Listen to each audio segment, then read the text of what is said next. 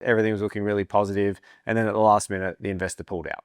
They could have cut costs, they could have reduced that launch budget by a significant amount. So our advice was actually something that sounds a bit counterintuitive, but we actually said spend more money.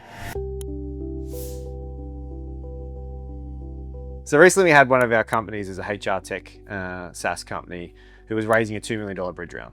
They were going through the due diligence with investors, everything was looking really positive, and then at the last minute, the investor pulled out.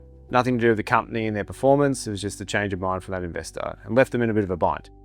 They were at a point where they were really committed to that capital, was looking at ways that they were going to be able to spend that, but they also had a product launch coming up in the next couple of weeks, and a lot of that funds was going to go towards making a big bang for that product, which is going to be a real driver for growth for them next year.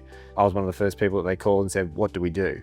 And I think the natural reaction to a lot of people in finance at that point would be, well, we've got to cut costs, we've got to look at our headcount, we've got to start thinking about how do we reduce that burn rate down to give ourselves a bit more runway. There was so much emphasis on this product launch, which is going to be the real accelerator for growth. So our advice was actually something that sounds a bit counterintuitive, but we actually said spend more money, which seems a bit silly when you've just lost money and all of a sudden your burn rate has gone up and your runway is reduced.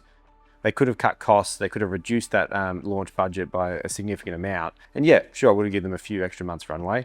We only work with high growth tech businesses, and we understand that this is less about traditional way of seeing a business with profit is good and losses are bad. This is about how do we help foster, allocate capital in the right places to build a high growth business to take you to the next level.